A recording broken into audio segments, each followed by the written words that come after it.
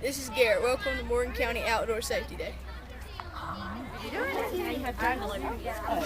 Mr. says, I like this middle school safety day. This is pretty cool. They smell good, don't they? We've tasted them. They don't taste as good. And he just had his nose trimmed so his whiskers are prickly and they feel funny.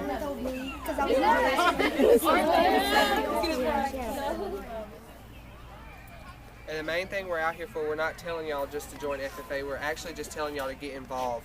Don't sit back like some people do and wait till their senior year to get involved in something because they're not going to enjoy it like you do if you got involved earlier. They're going to crawl on top of them, so never jump in the water with them. Throw them something too. I mean, if this is all you got, throw it to them. Type 4 PFD, that's designed to throw to somebody, just like so. That's what that's designed for. I suggest everybody have at least one of those in their boat. And I'm telling you, if you ain't even got something like that, anything that can float, throw to them people. If it's only temporary, get them something to keep them up until you can make arrangements to rescue them, sure enough. But do not jump in the water with them, all right? On a boat like this, it's not required that you have throwable life preserver like that type of.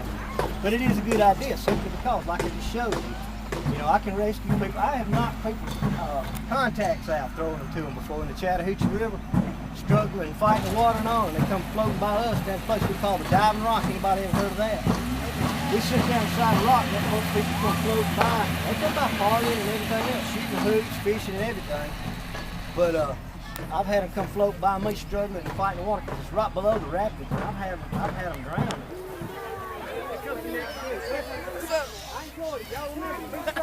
Almost there. It's all right. Be injured with a tractor without it even being cranked. All right, put your hand on the handle, push it forward. Ow. Dang. All right, crank it up. Turn the key.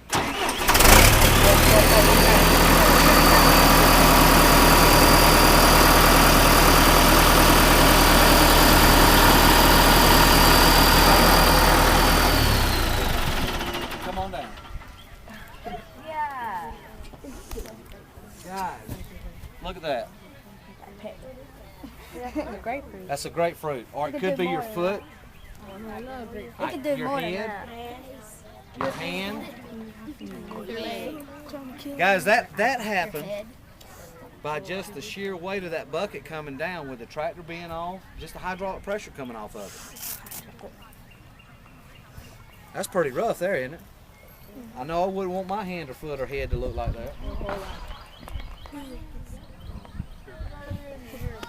So anyway, that's the definition of who OSHA is, and kind of let you know how they got involved with our industry is in talking about push mowers. This particular push mower, who's operated one of these before? Most everybody. An interesting thing about this push mower is the blade tip speed on this machine right here is traveling at 150 miles an hour. And if y'all will pass that around that way, and this is the blade part, and just kind of feel the edge of it. Right. Got it? I'm gonna pass that down that way. Now you can imagine with that traveling at 150 miles an hour, anything that goes under it, it's gonna cut it off. And where OSHA has stepped in over a period, in OSHA, you got to realize with OSHA, they also work with manufacturers, and manufacturers design concepts to take to OSHA. They added these devices here. And what this does is in the event that I fell down and turn loose of this handle, it immediately shuts the mower down.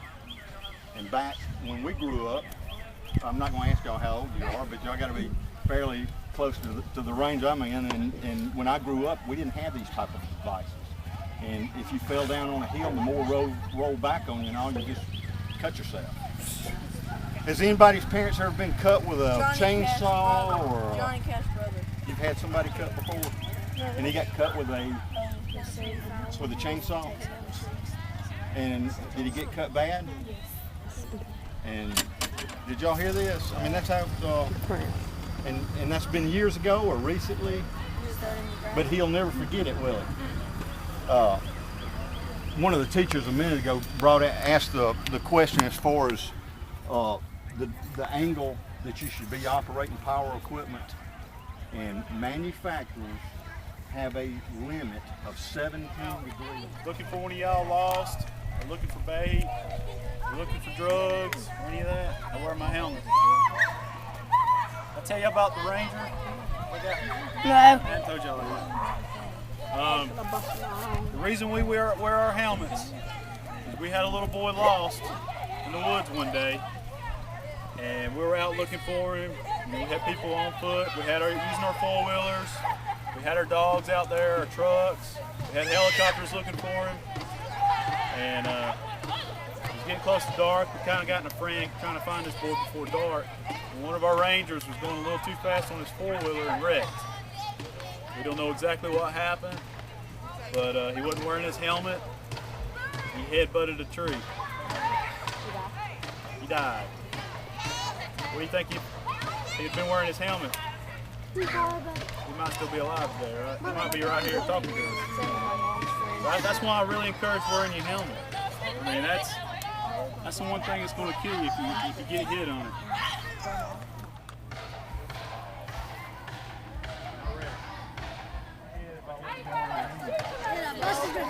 Yeah, busted my head from the back of it to the top of it.